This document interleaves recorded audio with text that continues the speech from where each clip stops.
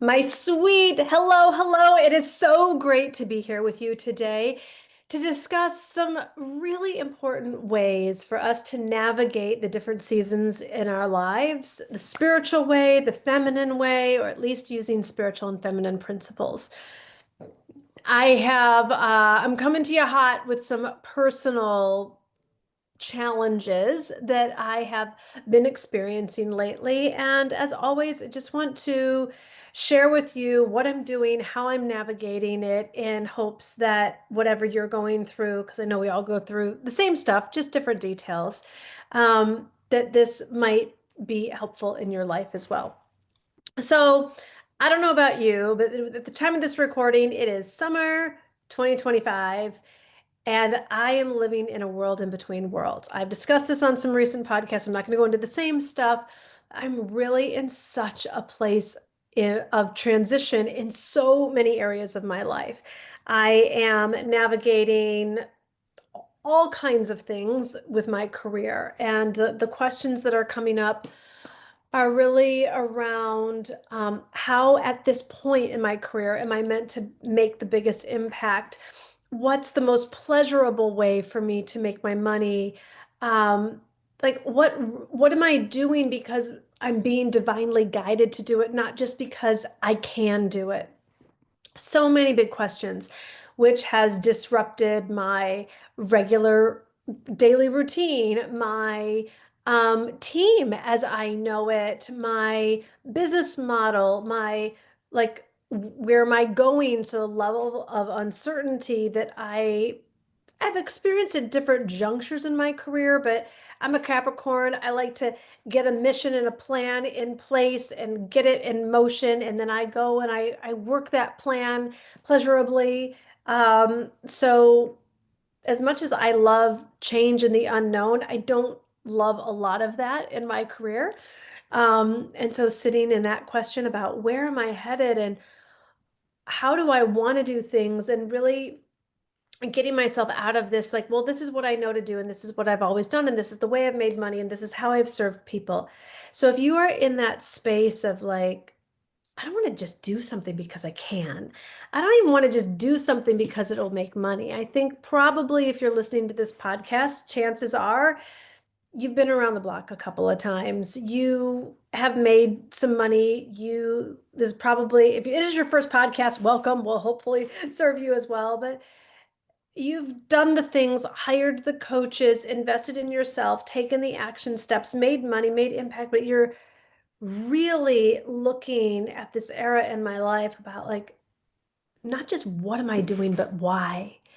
And how do I desire to bring forth my talent, my creativity, and how can it be like so much more fun and joyful, like filling me with vitality so that I can give so much more. And so I don't have all the answers, but I do have some of them today that I'll be sharing. And I just am sitting in this very uncomfortable place where the like minutes seem like hours and the hours seem like days and the days seem like months. Like, when time is just so slow and you want to speed it up because you want to get the breakthrough. At least that's where I've been lately. And I'm not going to give you a big lecture on patience as a virtue because I would know nothing about that. I'm not a very patient person at all. But I would like to pride myself on being devoted to wisdom, devoted to being spiritually guided, and devoted to not self-sabotaging, which is making me really need to go slow and play the whole tape through before I go and want to like stir up the energy and like go make things happen just for the sake of making things happen. So, in addition to everything that's in limbo in my career, so is my housing. So like the two things that like love the most outside of Glenn and life and family and all the things, my nest. I love a nest. I love a gorgeous nest. I love a beautiful nest. I love knowing where my nest is. And we have been renting a very beautiful farmhouse in Tuscany for the past couple of years. And we've decided, this is a previous episode as well, so if you want to see how I navigate challenges in marriage, go back a episode or two. Um, my husband is not as in love with the area that we are in as I am. And so we don't know what that means for us. We don't know where we're moving. All we knew is that the next step for us was to give notice, which is going to be up in a few months now. So, um, and I know I'm not the only one waiting on things. I mean, I think there's other people going through like excruciating divorces and like waiting for the final paperwork to come through or any kind of paperwork that involves the legal system or the government can just feel like it's taking so much time. Um, Trying to get clarity on what you're meant for, like all of these things that like we just have to wait because there is some sort of divine timing involved. Okay. So I am in conversations with a lot of different collaborators, colleagues, companies in this world in between worlds that I'm in, just like really exploring what's possible. And there is a particular company that I'm looking at working with, and um, let's just say they're either their pace is very different from my pace or the timing of where their priorities are and their projects and what they're in is just different from where I'm at. I know what it is to be in a like just a really flowing state in business where there's a lot going on when I had launches happening and retreats and live events and team trainings and the content creation and a magazine to that came out every single week. Like I know what it is to be so full on and what it is to be the bottleneck and be like, okay, yeah, that's important to me, but not now, not now, because I got to get through all of these other pieces. Today is just not that day for me. It's like I'm like looking for the new go path, the new aligned place for me to pour my heart and soul and talents and next level wisdom into. So, Glenn and I met with this company and we had just a really great experience and great vibes all around. And I've followed up with a couple of emails and it's been like, hey, let us like nudge the person who we need to get to next kind of thing. Okay. Well, for me, I'm like living in dog years over here. I'd already told you every minute feels like an hour. So that a few days or a couple of weeks goes by is like, that time place that you get to, I don't know if everyone does this, but like where you wait too long to get your hair cut, and if you like can't get in that day, you're gonna cut your hair yourself kind of thing. Like I'm like you just gotta do something. I don't know if everyone goes through that, but anyways, um, I was at my rope's end with what's happening. And there was nothing more for me to do. I'd sent the follow-up emails. They said they're going to get back to me when they get back to me. Like I needed movement. I needed divine guidance. I needed direction. And I went into a meditation and I was like, I thought I put in like a 30-minute one. I ended up putting in one over an hour, and it's a guided meditation. And I was so squirmy. I was just like, oh, I want to know the outcome. I want to know the answer. And these people just weren't getting back to me. And so I'm finally like, I'm in the meditation. I'm like, this meditation is just seeming, this 30-minute is seeming like it's taking so long. And I just thought it was my own like dog year trajectory. And I'm in the meditation, and a couple of things came from this meditation that I can take no credit for. I'm going to share the specifics with you, not because the details are going to matter in your life, but because I want to give you the details that you can be looking for of what is going to matter in your life. And it seemed so impossible for me to get an answer from this decision maker of this company. And I kept sending these nice, polite like respectful emails, understanding that people have different timelines, and just getting the nothing back. This awareness came in the meditation. I didn't hear like God's voice, Gina, do this. It was more just this awareness. Gina, you have his calendar link. Like then the insinuation was just go book the follow-up call that you keep emailing and like trying to politely get on his books for. And look at, I am all about being assertive, being the queen, unapologetically, all the things. And it was like in this situation, I was really, really waiting for permission. And then the next thing I heard was, and maybe just go show up again, like in person. I'm like, is that awesome or stalkery? I am not quite sure. So I'm gonna like take the first step first. And I went through my texts and I look and I found the calendar link and I was like, wonder if it's still updated. And I went and I clicked on it and I could have booked something for that day. But I was like, let's just give it a beat. And so I booked something for 2 days from that day. And today is day 2 at the time of this recording. P.S. The call has not taken place yet.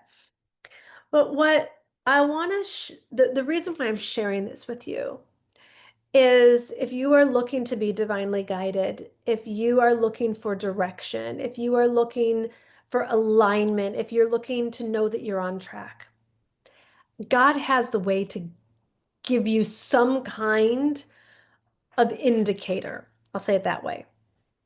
For me, my next step solution was in front of me all along. I just didn't have the consciousness for it. I just didn't see it. I mean, it's not like somebody newly gave me the calendar link or anybody responded. And so all of the doubts that are coming up in my head, okay, is this person going to think that I'm like overbearing, overstepping boundaries, um, like irritated because this is just not the priority that's going on for them right now. And every time the Gina programming comes up with that, I'm just going to, this was my guidance. I didn't think it up. I wasn't trying to manipulate and connive and pull the flower open, not Gina in and of herself anyways. Gina went into the quantum field. Gina went to God. Gina went into meditation, seeking a solution that she thought she had come up with all the humanly possible answers and didn't know what else to do next. And so this is an indicator for all of us that God has our good in store. The universe has your back. Your abundance, your opportunities, your breakthroughs, your message, it's there. And I think particularly as women, we have been taught to sit on the sidelines, to wait for permission, to wait for the okay. And I'm not a proponent of being super brazen and go take the bull by the horns. That it's just not my feminine style. But neither femininity is not about waiting for permission. Femininity is fierce. And that was a fierce move, like to have somebody who you've sent 3 emails to and waited for 2 weeks for some sort of an indicator from that human to just be like, I'm going to go book a call and get on your books and then we can discuss this. So, but it felt aligned. And even though the old programming would have me go into some forms of self-doubt, I just go back to this is what I got. And it didn't even come from me, but I followed the divine guidance. And this is what I want for you. I want you to know that the clients, the money, the contribution, the beautiful way in which you desire to do your work in the world. It's not even just about clients and money anymore. It's about what's the most gorgeous expression. Okay. So speaking of gorgeous expression and feminine creativity, where I want to go to next in this living in the world in between worlds is the requirement of joy in your life, in my life, in all of our lives. So I have always, I've had many issues in life, physical issues, health issues are not one of them. I've been very grateful for that. I can't take a lot of credit for it. I take decent care of my body, but I'm not like a super health nut. And it's not that I don't drink coffee or alcohol or any of those things I do. Um, but I also take supplements and periodically work out and whatever.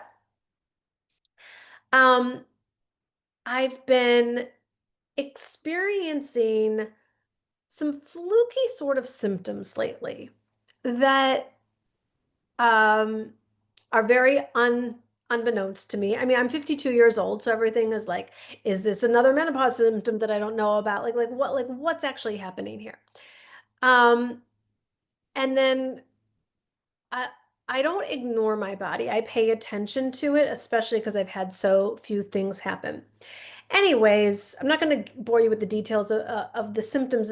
They were just sort of like fluky and came at weird and random times and didn't really make sense. It wasn't like after I ate a certain type of food or after I had coffee or none of it stacked up. So I'm going to, I'm in Florida right now visiting my mom and going to some like routine doctor's appointments, just like, let me like get a blood panel and like check this out. And my blood panel comes back like amazing, which is amazing, but it's also like, but is it because I'm not a hypochondriac? Like I didn't make up these symptoms. And then I went to just like regular doctor or whatever, and they were like doing their tests and their this and their that, and like everything's perfect and this and that. And I'm like, okay. Also grateful for the news, like assuring on some level. But I'm like, my body is calling out. My body is speaking. I'm not going to ignore that. And I came across something, and make fun of me if you want, but on Instagram. Um, but it struck me, and this is not what was said, this is the message that I got.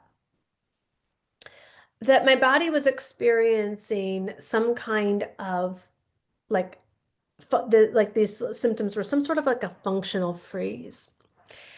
And I thought about it and I was like, that doesn't really make sense to me. But as I was listening deeper, I was like, oh, my body in certain realms of my career, not my life, not my marriage, but in my career, have been lacking joy. And I have been willing, as I have at different junctures in my career, been willing to do things for a temporary period of time that maybe I'm not necessarily so in love with, but willing to do it to get to the bigger result, the greater expansion, the more abundance, the like, okay, like I'll put together the SOP. I'll go and analyze the funnel. I'll take a look at the Facebook ad stats. I'll like do the team training. I'll I'll do the things that I can do, that I can learn to do, that it might not even be my part of my superpowers. I might not even be the best person, definitely not the best person to do any of the things I just listed, but like as the name and face of the brand, as the owner of the company, as the founder, take responsibility, do the things.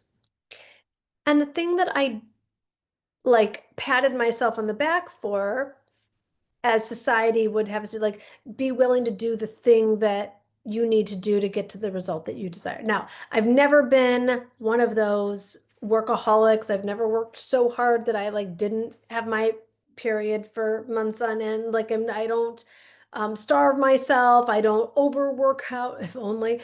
I like it, like it's not my thing.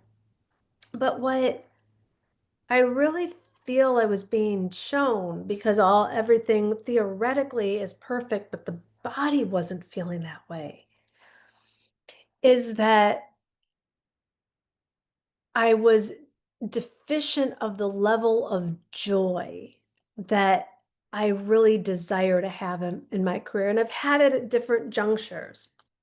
Um, and it's not that I don't love certain elements of my career. My team is amazing. My clients are amazing. I've got private clients, my Divine Living Academy. I love hosting my retreats. There's all of that stuff that I love, but there's a lot of stuff that I'm doing that I don't love. And it never really occurred to me about what kind of effect that's having on my body, mind, and spirit. Because there was a sense, looking back on it now, there was a sense of an override. There was a sense of an override like, well, I don't really want to do this and I don't really like this, but it'll be good for me. Kind of like eat the raw broccoli salad, it's good for you. Not that I do that either, but like do the SOPs, be willing to roll up the sleeves and do the hard things. And the reason why I'm sharing this with you is I don't have all of the answers at this moment, but I'm collecting the droplets of feminine wisdom. And I'm just hearing more about, but make it joyful, but make it joyful. I don't even know that it's not doing those same things, but I wasn't adding enough joy in it. Or maybe it is about not doing those things. What I do know is that my guidance and my responsibility in my life is to prioritize joy. And if I'm going to do something, and if something's going to have a place on my calendar, which means it has a place in my day, which means it has a place that affects my body, soul, and spirit, that I'm choosing to evolve past being dutiful.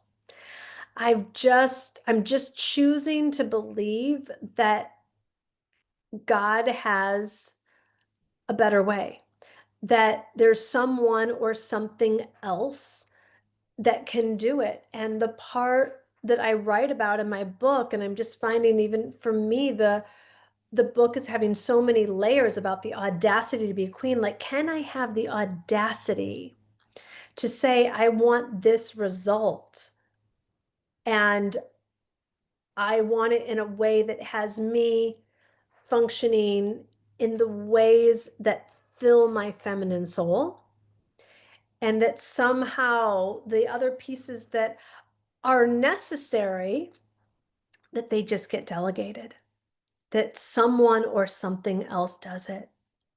And so this is a quest that I'm on. This is something I'm going to be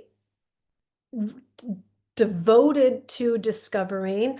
I'm going to be way more mindful of when am I doing something because I feel like I have to, because that's just basically being a over-functioning martyr, if you will, right? Like if you're going to be a martyr with a good attitude, it doesn't mean you're not a martyr. Like, well, I have to do it because no one else is, or no one else can, or no one else can do it as good as I can. It's like, well, but is it true? Is that God's guidance, or is that the psychological conditioning? Is that the messaging that we're getting also on Instagram, that's you got to outwork people and you got to work harder, and I think every I don't know about everybody, the hustle culture, at least for the women that are listening to this podcast, like we're way beyond being available for that. But I think that if I'm speaking for myself, and maybe I'm speaking for someone else right now, okay, I'm not available for hustle culture, but has the default mode been, then therefore I'm available for less, less result, less impact, less money, less support, less reach, less expansion. And the question that I'm now sitting in is, how can we be the woman who is exhibiting so much joy, so much leadership, so much audacity, so much feminine fierceness, that we are living in a way that is filling us with vitality, which therefore means that is the transmission, by the way. If I'm doing the thing that's this big energy drain for some energy drain, isn't that always like what's coming in is going out? So, like on a certain level, you're always at zero. That's not what I'm here for. And so, allowing ourselves to prioritize joy and feminine flair and fun and beauty and glory and glamour in a way that no one in society is right now. The entrepreneurial space is going to tell you to put your nose down and get to work and save your latte money and, take the trip when, and buy the clothes when, and live in the dream home when. And so I'm really looking to collapse time and space. And I know that that's what God in the quantum has available for us. We still have to show up and be in tune with divine timing. But when we are, it's a lot less excruciating. I think that I can do anything as long as I know I'm being guided. Like having the guts to go book that call, even waiting for the call to come about. Like if I was just going to be like in grab and snatch mode and pull the flower open, I could have booked the call that day. He had an opening that day. But I was just getting the guidance like book it, let there be some breathing room, let him see it on his calendar, all the things. So there's that. So I'll let you know what happens with the call. I'll let you know if I book a plane flight and just show up. Um, there's a lot of spontaneity that our modern day society doesn't really allow for us. Plane tickets are more expensive if you just get on a thing and go, and we got to like organize this, that, and the other. I don't know. I don't know where it's going. I know what guidance I got, and I'm going to continue to follow the guidance. And I'm really going to discover how can I create the level of impact, have the level of expansion, receive the level of abundance, have the level of fun and joy and connection that I desire without it having a deficiency, without it depleting me. Um, and that's going to be my prayer for me. That's going to be my prayer for you and my prayer for women globally. Granted, if we're having this conversation, we're talking about pretty high level problems here, considering what so many of our sisters around the world are experiencing in terms of living and survive. So whether you're living and survive right now, whether you are fortunate enough to be going for thrive right now, let's say a prayer for us and humanity, and may the feminine wisdom rain down.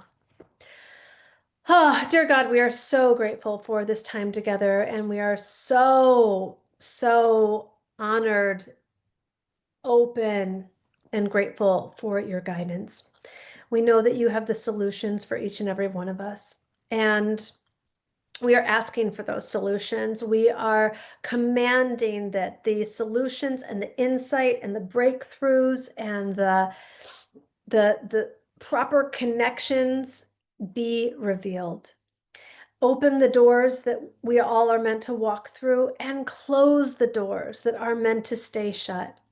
Let us seek you for guidance. Let us trust you for the opened and closed doors. Let us not misinterpret a challenge, because I know that I could have seen the non-responsiveness or the lack of responsiveness from the other party as a potential closed door. And I didn't make it something that it wasn't, and I'm grateful for that. Continue to lead and guide each and every one of us, and let us be the leaders, the carriers of glamour, of glory, of beauty, of fun, and of joy. And we pray all of this believing, amen.